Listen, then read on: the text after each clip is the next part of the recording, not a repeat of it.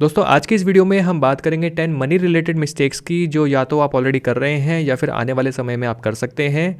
तो इससे पहले कि आपका नंबर आए आप ये मिस्टेक्स करें तो आइए जान लेते हैं कि ये कौन कौन सी मिस्टेक्स हो सकती हैं। आज की वीडियो थोड़ी सी लंबी हो सकती है लेकिन आपके लिए काफ़ी ज़्यादा इंपॉर्टेंट है, तो कोई भी फालतू बात किए बिना आइए जल्दी से स्टार्ट करते हैं। मेरा नाम है रंजन, आप देख रहे हैं योर एवरीडे गाइड। तो 10 मनी मिस्टेक्स में जो सबसे पहली मिस्टेक आ जाती है वो आ जाती है नॉट इन्वेस्टिंग ऑन हेल्थ। आप भी कहेंगे कि यार आप तो इस वीडियो में मनी रिलेटेड मिस्टेक्स के बारे में बात करने वाले थे लेकिन आप तो यहाँ पर हेल्थ की बातें करने लगे हैं, जिसमें आपकी गलती नहीं है, क्योंकि जब भी हम इन्वेस्टमेंट्स की बातें करते हैं तो लोगों के मन में जो सबसे पहली चीज़ आती है वो आती है पैसा, पैसे की इन्वेस्टमेंट्स, पैसे की ग्रोथ, मतलब पैसा कमाओ पैसा बढ़ाओ। लेकिन एक चीज़ जिसको लोग बिल्कुल नज़रअंदाज कर देते हैं वो है अपनी हेल्थ। हेल्थ है तो पैसा है। अगर आपकी हेल्थ अच्छी है तो आपके मेडिकल एक्सपेंसेस कम होंगे। जितने आपके मेडिकल एक्सपेंसेस कम होंगे उतना ही पैसा आप बचा पाएंगे, उनको इन्वेस्ट कर पाएंगे, यानी कि आप अपने पैसे को उतना ही ग्रो कर पाएंगे। वैसे बताने की जरूरत तो नहीं है, लेकिन अगर आप पैसा कमाने की जद्दोजहद में अगर आप इस चीज़ को भूल गए हैं तो आपको याद दिला देता हूं कि दुनिया की सबसे बड़ी पूंजी, दुनिया का सबसे बड़ा धन जो आपको मिला है वो मिला है आपका ये शरीर, आपकी ये बॉडी। अगर आप इसको फिट एंड फाइन नहीं रखेंगे, अगर आप इसको हेल्दी नहीं रखेंगे तो आज आपके पास जितना भी पैसा है या शायद उससे भी ज़्यादा पैसा ये शरीर आपसे वापस ले जाएगा, आपकी ये हेल्थ आपसे वापस ले जाएगी। वो कहते हैं ना कि जान है तो जहान है। कहने को तो ये 5.5 शब्दों का सिर्फ एक सेंटेंस है जो कि आपने कई बार सुना होगा, लेकिन अगर आप इस सेंटेंस में थोड़ा सा गौर फरमाएंगे तो ये बात एक्चुअली में बहुत गहरी बात है। अगर आपका शरीर स्वस्थ है, आपका शरीर आपका पूरा साथ दे रहा है, तो भले ही आज के समय में आपके पास उतना पैसा ना हो, पैसा तो आप आगे चल के कमा ही लेंगे, उसको ग्रो भी कर लेंगे। ज़रूरी है कि आपके पास आपकी हेल्थ को लेकर अवेयरनेस होनी चाहिए। अगर आपके पास डेली थोड़ी देर के लिए वॉक करने का या जॉगिंग करने का या योगा करने का समय नहीं है तो एक बार फिर से सोच लीजिए। अगर आपके पास जिम करने का समय नहीं है या फिर जिम की फीस जो है वो आपको बेकार का खर्चा लगता है तो एक बार फिर से सोच लीजिए। अगर आपने पिछले 1 साल में अपना या अपनी फैमिली का प्रिवेंटिव हेल्थ चेकअप नहीं करवाया है क्योंकि आपको लगता है कि सब कुछ सही चल रहा है तो एक बार फिर से सोच लीजिए। इस बात को मैं लंबा नहीं खींचूंगा क्योंकि यहाँ पर आपका टाइम वेस्ट होगा, बस कुछ इंपॉर्टेंट बातें हैं जो मैं आपको बता देता हूँ। तो अगर हम बात करते हैं benefits of preventive health checkup की, तो सबसे पहला पॉइंट हमारे पास आता है अर्ली डिटेक्शन ऑफ डिजीजेस। शरीर के अंदर क्या चल रहा है कोई नहीं जानता, तो जरूरी है कि आप उसको पहले ही डिटेक्ट करवा लें। दूसरी चीज आ जाती है रिड्यूसेस रिस्क ऑफ कॉम्प्लिकेशंस। भगवान न करे कि अगर शरीर के अंदर पहले से ही कोई बीमारी पल रही है तो इससे पहले कि वो बीमारी बढ़ जाए, कॉम्प्लिकेटेड हो जाए, पहले से ही उसका आइडेंटिफिकेशन करना आपके लिए बहुत जरूरी है। तीसरी चीज रिड्यूसेस हेल्थ केयर कॉस्ट। कोई छोटी परेशानी और भी ज्यादा बढ़ जाए और भी ज्यादा कॉम्प्लिकेटेड हो जाए फिर उस पर आपको बहुत ज्यादा पैसा खर्च करना पड़े, इसलिए जरूरी है कि आप उसको अर्ली डिटेक्शन से ही वहीं के वहीं रोक लें। और चौथी चीज it helps to identify potential conditions. जैसे कि मैंने आपसे कहा कि बाहर से दिखने में चीजें बिल्कुल सिंपल और नॉर्मल लग सकती हैं, लेकिन अंदर क्या चल रहा है, कोई चीज कितनी बढ़ रही है, इसके बारे में आप नहीं जानते। इसलिए उन चीजों को पहले से ही आइडेंटिफाई करके रिजॉल्व करवा लेना आपके लिए बहुत ज्यादा इंपॉर्टेंट है। और प्रिवेंटिव हेल्थ चेकअप पैसा बचाने के पॉइंट ऑफ व्यू से, यानी कि tax saving point of view से भी अच्छा है, क्योंकि आप प्रिवेंटिव हेल्थ चेकअप पे जो भी एक्सपेंसेस करते हैं उन एक्सपेंसेस को सेक्शन 80D के अंदर आप टैक्स एग्जम्पशन ले सकते हैं। और अकॉर्डिंग टू सेक्शन 80D अगर आप अपना या अपनी फैमिली का प्रिवेंटिव हेल्थ चेकअप करवा रहे हैं तो जो भी हेल्थ चेकअप के एक्सपेंसेस हैं उन एक्सपेंसेस को आप डिक्लेयर करके अप टू ₹5,000 के अमाउंट पे आप टैक्स एग्जम्पशन ले सकते हैं, यानी कि आप यहाँ पर 1,500 रुपए तक बचा सकते हैं अगर आप 30% के टैक्स स्लैब के अंदर आते हैं। You can also save taxes on medical insurance premium paid for yourself, your spouse, children और dependents on any mode other than cash. तो आप अप टू ₹25,000 का टैक्स डिडक्शन भी ले सकते हैं। तो अगर आप अपने और अपने फैमिली मेंबर्स के लिए प्रिवेंटिव हेल्थ चेकअप बुक करवाना चाहते हैं तो मैं यहाँ पर आपको जरूर रिकमेंड करूंगा मेडीबडी हेल्थ पे वेल्थ सेल, जहाँ पे आपको मिलेगा up to 60% off on 3,000 plus health checkups. MediBuddy एक डिजिटल हेल्थ प्लेटफॉर्म है जो आपको देता है online doctor consultations, lab test at home, surgery and medicine. तो मेडीबडी से आपको मिलता है up to 60% off on preventive health checkups, free home sample collection, आपको घर से बाहर जाने की, वीकेंड्स बर्बाद करने की, डायग्नोस्टिक सेंटर्स में घंटों रहने की जरूरत नहीं है। फ्लेबो घर आकर आपका ब्लड सैंपल ले जाता है। डिजिटल रिपोर्ट्स भी 24 आवर्स में व्हाट्सएप पर आ जाएंगी, उसके लिए भी आपको कहीं भी जाने की या फॉलोअप करने की जरूरत नहीं है। और साथ ही साथ tax savings by submitting your preventive health checkup proofs in your organisation. तो मेडीबडी की ऐप को डाउनलोड करें और अपने फैमिली मेंबर्स के लिए प्रिवेंटिव हेल्थ चेकअप बुक करवाएं। इसका लिंक मैंने डिस्क्रिप्शन में ऐड कर दिया है। सेकंड मिस्टेक आ जाती है investing in savings bank account. सुनने में भी कितना फनी लगता है ना, investing in savings bank account. भला सेविंग्स बैंक अकाउंट में कोई अपनी इन्वेस्टमेंट कैसे कर सकता है, जो कि सच है, नहीं कर सकते। लेकिन आपको ऐसे बहुत से लोग मिल जाएंगे जो अपने सेविंग्स बैंक अकाउंट में अपनी ज़िंदगी भर की कमाई कई सालों से इकट्ठी करके 10 लाख रुपए, 20 लाख रुपए या उससे भी ज़्यादा पैसा इकट्ठा करके बैठे होंगे। मुझे भी ऐसे बहुत से लोग मिले हैं जिनके सेविंग्स बैंक अकाउंट में 20 लाख रुपए भी हैं, 40 लाख रुपए भी हैं, इससे ज़्यादा पैसा भी है। ऐसा नहीं है कि ये पैसा उन्होंने एज एन इमरजेंसी फंड अपने सेविंग्स बैंक अकाउंट में रखा हुआ है, बस इन पैसों को वो अपनी नजरों के आगे रखे बैठे हुए हैं कि कहीं ये पैसा इन्वेस्ट करके उनकी आंखों के आगे से जाना नहीं चाहिए। आप एक बार खुद सोच के देखिए कि अगर आपके पास आज से 20 साल पहले 10 लाख रुपए होते तो उन 10 लाख रुपए की कीमत आपके लिए कितनी होती। हो सकता है 50 लाख रुपए होती, या हो सकता है कि उससे भी ज़्यादा की होती। सेम ऐसे ही जो 10 लाख रुपए आज आपके पास रखे हुए हैं, इन 10 लाख रुपए की कीमत आज से 20 साल के बाद कितनी होगी। शायद 5 लाख रुपए होगी, या शायद उससे भी कम होगी। तो पास्ट में जिस पैसे की वैल्यू बहुत ज़्यादा थी, लेकिन फ्यूचर में जिस पैसे की वैल्यू बहुत कम है, ऐसा क्यों होता है? ऐसा होता है इन्फ्लेशन की वजह से। मैंने इसके ऊपर एक वीडियो बनाई है, अगर आपने वीडियो नहीं देखी है तो इस वीडियो को आप देख सकते हैं। तो इन्फ्लेशन या फिर महंगाई एक ऐसी चीज़ है जिसकी वजह से जो पैसे की कीमत है ये लगातार कम होती चली जाती है। अगर मैं इंडिया के करंट इन्फ्लेशन रेट की बात करता हूँ तो इंडिया का करंट इन्फ्लेशन रेट है लगभग 6 या 6.5% के आसपास का। वहीं अगर हम सेविंग्स बैंक अकाउंट से मिलने वाले इंटरेस्ट की बात करते हैं तो सेविंग्स बैंक अकाउंट से आपको कितना इंटरेस्ट मिलता है? 2% का, 2.5% का, अगर आप सीनियर सिटीजन नहीं है तो।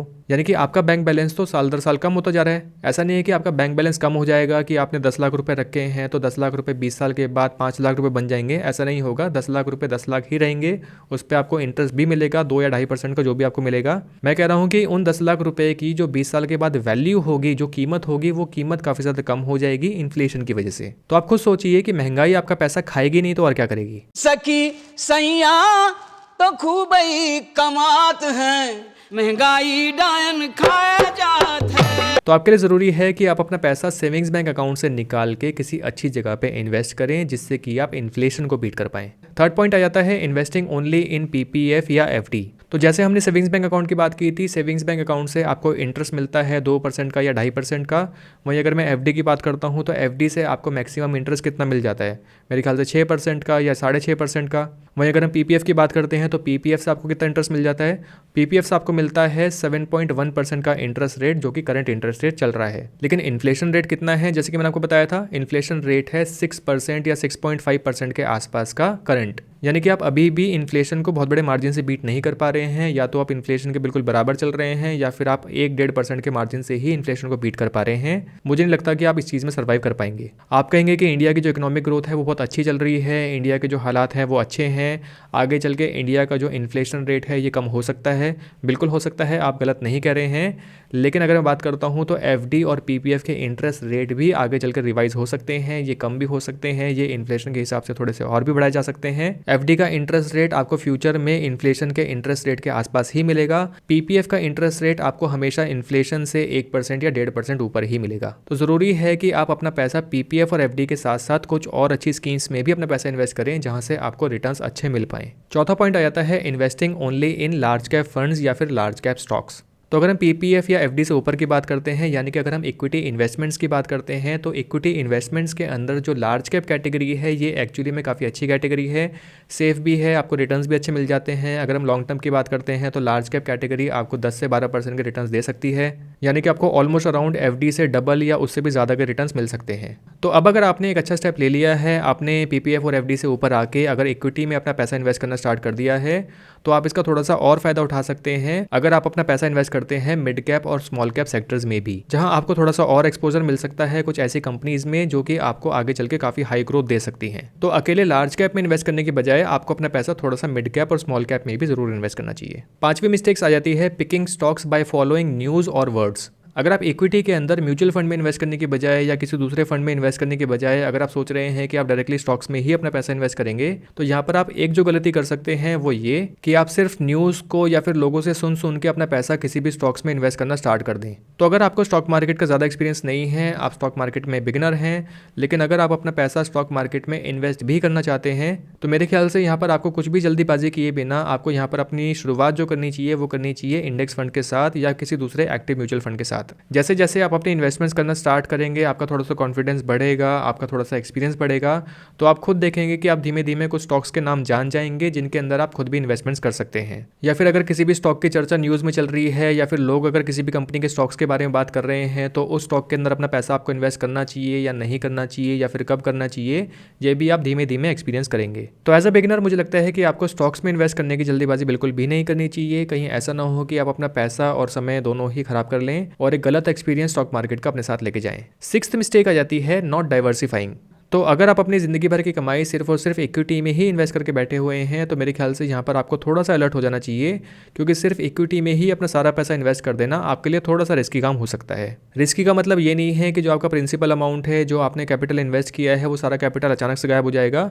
रिस्की का मतलब ये है कि ज़रूरत पड़ने पर हो सकता है कि आप ये पैसा इक्विटी से बाहर ना निकाल सकें। हो सकता है कि स्टॉक मार्केट की कंडीशन ही कुछ ऐसी चल रही हो कि पैसा निकालने पर आपको यहाँ पर फायदे की बजाय थोड़ा सा नुकसान झेलना पड़ जाए। तो आपके लिए बेटर ये है कि आप अपनी इन्वेस्टमेंट्स को सिर्फ इक्विटी की बजाय और दूसरी जगह पर भी डाइवर्स रखें। डाइवर्सिफाई, जैसे कि आप अपनी इन्वेस्टमेंट्स को गोल्ड में भी कर सकते हैं।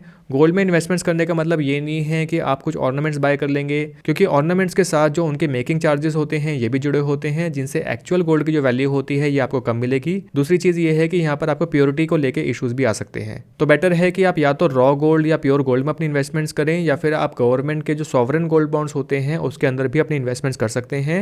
सॉवरेन गोल्ड बॉन्ड्स में इन्वेस्टमेंट करने के लिए if I am not wrong, government की जो विंडो होती है ये पर क्वार्टरली ओपन होती है, तो आप उस समय में सॉवरेन गोल्ड बॉन्ड्स के अंदर अपनी इन्वेस्टमेंट्स कर सकते हैं। और दूसरी इन्वेस्टमेंट जैसे कि एनपीएस है उसके अंदर भी आप इन्वेस्टमेंट्स कर सकते हैं। आप पीपीएफ के अंदर भी अपना थोड़ा सा पैसा इन्वेस्ट करके रख सकते हैं। पीपीएफ में क्योंकि 15 साल का लॉक इन होता है तो आप यहाँ पर थोड़े से डिसिप्लिन रहेंगे कि आप 15 साल से पहले वहाँ से पैसा नहीं निकाल सकते हैं। एज इमरजेंसी फंड्स आप अपने पैसे को एफडी के अंदर भी इन्वेस्ट करके रख सकते हैं, इसमें कोई बुराई नहीं है। और अगर आपके पास कुछ इकट्ठा पैसा आता है जिससे कि आप रियल एस्टेट में इन्वेस्टमेंट्स कर सकते हैं तो वो भी आप कर सकते हैं। आप शॉप बाय कर सकते हैं या फिर लैंड बाय कर सकते हैं, जो कि आपको फ्यूचर में जरूर हेल्प करेगा। सातवीं मिस्टेक आ जाती है investing too much in crypto. अगर आप बहुत जल्दी अमीर बनने का सपना लिए हुए बैठे हुए हैं और अगर आप अपनी ज़्यादातर इन्वेस्टमेंट जो हैं वो क्रिप्टो के अंदर ही कर रहे हैं तो मेरे दोस्त ज़रा रुक जाइए और रुक के एक बार सोच लीजिए, कहीं ये जल्दी अमीर बनने का सपना आपका सब कुछ लेके ना चला जाए। क्रिप्टो इन्वेस्टमेंट्स बहुत ज़्यादा रिस्की इन्वेस्टमेंट्स होती हैं, ये कभी भी बहुत ज़्यादा हाई जा सकती हैं, कभी भी बहुत ज़्यादा लो जा सकती हैं, या फिर ऐसा भी हो सकता है कि कई सालों तक ये इन्वेस्टमेंट्स आपको कुछ भी ग्रोथ ना दें। तो अपनी कमाई का ज़्यादातर पैसा क्रिप्टो में इन्वेस्ट करना आपके लिए रिस्की हो सकता है, तो बेटर ये है कि आप यहाँ पर सही बैलेंस लेके चलें। और इवन क्रिप्टो में भी अगर आप किसी सिंगल कॉइन में ही अपना पैसा इन्वेस्ट कर रहे हैं तो वो भी ठीक नहीं है। क्रिप्टो के अंदर भी आपको यहाँ पर डाइवर्सिफिकेशन की नीड है, तो बेटर ये है कि आप अलग अलग कॉइन्स के अंदर अपनी इन्वेस्टमेंट्स को डाइवर्स करें। आठवीं मिस्टेक आ जाती है trading without knowledge and discipline. तो बहुत जल्दी अमीर बनने का जो एक और रास्ता जो लोगों को दिखाई देता है वो देता है इंट्राडे ट्रेडिंग का, यानी कि आप स्टॉक्स के जो ऑप्शंस होते हैं उसमें अपनी ट्रेडिंग करना स्टार्ट कर देते हैं, जो कि अगेन बहुत ज़्यादा रिस्की चीज़ होती है। अगर आप सही डिसिप्लिन के साथ ट्रेडिंग नहीं कर रहे हैं, सही नॉलेज के साथ अपनी ट्रेडिंग नहीं कर रहे हैं। ऑनेस्टली बताऊं तो मैं खुद भी ऑप्शंस ट्रेडिंग करता हूं और पिछले 2 साल से मैं लगातार ऑप्शंस ट्रेडिंग कर रहा हूं। बीच बीच में पॉज लेता रहता हूं, फिर से कंटिन्यू कर देता हूं, और मुझे ये बताने में कोई भी हिचकिचाहट नहीं है कि मैं आज भी नेगेटिव में हूं। इसीलिए मैं कभी भी अपनी वीडियोज़ में ऑप्शंस ट्रेडिंग की या ट्रेडिंग टेक्निक्स की इन सब चीज़ों की बातें मैं नहीं करता हूँ। जिस दिन पॉजिटिव में आ जाऊँगा या पॉजिटिव में आना स्टार्ट कर दूंगा, हो सकता है कि मैं ट्रेडिंग की उस दिन से बात करूँ। तो ट्रेडिंग एक ऐसा मगरमच्छ है जो इकट्ठे आपके सारे पैसे खा सकता है, या फिर ट्रेडिंग एक ऐसा ड्रग एडिक्शन है जो कि धीमे धीमे आपके पैसे खत्म कर सकता है। आपको 2 दिन फायदा होगा लेकिन तीसरे दिन एक ऐसा लॉस हो जाएगा जो कि 2 दिन के प्रॉफिट से भी ज़्यादा का होगा। तो आपको ट्रेडिंग करनी चाहिए या नहीं करनी चाहिए ये तो आप ही डिसाइड करेंगे, मेरा काम था यहाँ पर आपको बस अलर्ट करने का। 9th मिस्टेक हमारे पास आ जाती है not educating your family about your investments. सब लोग इन्वेस्टमेंट्स की बातें करते हैं कि आपको अपना पैसा इन्वेस्ट करना चाहिए, इतना पैसा यहाँ पर इन्वेस्ट करना चाहिए, उतना पैसा वहाँ पर इन्वेस्ट करना चाहिए, अपने पोर्टफोलियो को डाइवर्स करना चाहिए, अलग अलग जगह पे अपना पैसा इन्वेस्ट करना चाहिए, मतलब बहुत सारी चीज़ें। लेकिन एक बहुत ही इंपॉर्टेंट चीज़ जो इन्वेस्टर्स मिस कर जाते हैं वो ये कि आप लोग जो भी इन्वेस्टमेंट्स कर रहे हैं उस इन्वेस्टमेंट्स के बारे में अपनी फैमिली को नॉलेज नहीं देते हैं कि उन इन्वेस्टमेंट्स को आपने कैसे किया है, कहाँ पर किया है, कौन सी ऐप के अंदर किया है। भगवान ना करे कि कल को आपको कुछ हो जाए। आपको सुनने में थोड़ा सा अजीब लग सकता है लेकिन ये एक ऐसी सच्चाई है जिससे आप दूर नहीं भाग सकते। तो अगर एक इन्वेस्टर को कल को कुछ हो जाता है तो आपकी फैमिली को पता होना चाहिए कि जो भी आपने इन्वेस्टमेंट्स की हैं, फिर चाहे वो स्टॉक्स में की हैं, म्यूचुअल फंड्स में की हैं, उन इन्वेस्टमेंट्स में जो भी पैसा है उस पैसे को बाहर कैसे निकालना है, कैसे इस्तेमाल में लाना है। मोर ओवर जो भी इन्वेस्टमेंट्स आपने की हैं, क्या उन इन्वेस्टमेंट्स के अंदर आपने नॉमिनी को चूज़ किया है, क्या आपने अपने फैमिली मेम्बर को, अपने स्पाउस को उन इन्वेस्टमेंट्स के अंदर एज अ नॉमिनी बनाया है। अगर नहीं बनाया है तो मुझे लगता है कि यहाँ पर आपको रीचेक करना चाहिए कि नॉमिनी के अंदर किसी का नाम है या नहीं है, और आपको तुरंत अपने फैमिली मेंबर का नाम एज अ नॉमिनी अपनी इन्वेस्टमेंट्स के अंदर ऐड कर देना चाहिए। इस टॉपिक के ऊपर मैंने एक डेडिकेटेड वीडियो बनाई थी, आप इस वीडियो को जाकर भी चेक कर सकते हैं, आपको इस वीडियो से काफी नॉलेज मिलेगी। 10th और आखिरी पॉइंट आ जाता है नो टर्म इंश्योरेंस और हेल्थ इंश्योरेंस। सबसे पहले अगर मैं हेल्थ इंश्योरेंस की बात करता हूँ तो मैं आपको बता दूं कि मेडिकल एक्सपेंसेस एक ऐसे एक्सपेंसेस होते हैं जो कभी भी आ सकते हैं, कितने भी अमाउंट में आ सकते हैं, इसकी कोई भी लिमिट नहीं होती। और मेडिकल एक्सपेंसेस ही एक ऐसी चीज़ है जिससे आप कभी भी नहीं बच सकते। एक बार को आप बाइक ना खरीदें चल जाएगा, एक बार को आप कार ना खरीदें चल जाएगा, एक बार को आप अपना खुद का मकान ना खरीदें चल जाएगा, लेकिन अगर आप सही समय पर डॉक्टर के पास नहीं पहुंचते हैं, अपना ट्रीटमेंट नहीं करवाते हैं, तो आपका काम नहीं चलेगा। तो इससे पहले कि आपके पास कुछ बड़े मेडिकल एक्सपेंसेस आए, भगवान ना करे कि ऐसा कुछ हो, तो बेटर है कि आप अपने बच्चों का, अपने पेरेंट्स का यानी कि डिपेंडेंट्स का हेल्थ इंश्योरेंस जरूर करवाएं, जिससे कि आप जरूरत पड़ने पर या फिर इमरजेंसी के टाइम पे हेल्थ इंश्योरेंस का जो पैसा है उसको इस्तेमाल कर सकते हैं। आपका अपना कैपिटल जो है यहाँ पर वो सेफ रहता है। दूसरी चीज़ ये है कि अगर आपने अभी तक टर्म इंश्योरेंस नहीं करवाया है तो टर्म इंश्योरेंस को तुरंत ही करवा लीजिए। टर्म इंश्योरेंस एक ऐसी चीज़ है जो कि आपके बाद आपकी फैमिली को काफ़ी ज़्यादा सेफगार्ड करती है। आपको 1 करोड़ रुपए का टर्म इंश्योरेंस या फिर 2 करोड़ रुपए का टर्म इंश्योरेंस भी बहुत कम प्रीमियम में आपको आसानी से मिल जाएगा। टर्म इंश्योरेंस के बारे में अगर आप ज़्यादा नहीं जानते हैं तो मुझे लगता है कि यहाँ पर आपको सबसे पहले अपने आप को टर्म इंश्योरेंस के बारे में एजुकेट करना चाहिए और जितना जल्दी हो सके आपको अपने लिए एक टर्म इंश्योरेंस ज़रूर ले लेना चाहिए। तो दोस्तों ये थी वो 10 बातें, वो 10 मनी मिस्टेक्स जो कि हो सकता है कि आप ऑलरेडी कर रहे हो, काफ़ी लंबे समय से आप ये मिस्टेक्स करते आ रहे हो। आई होप ये वीडियो आपके लिए हेल्पफुल रही होगी, क्योंकि ये वीडियो थोड़ी सी लेंदी है तो मैं और ज़्यादा समय आपका नहीं लूँगा। अगर आपको वीडियो पसंद आई है तो इस वीडियो को लाइक करके मुझे ज़रूर बताएं और चैनल को सब्सक्राइब करना मत भूलिएगा। जल्दी ही मिलते हैं नेक्स्ट वीडियो में। Thank you for watching.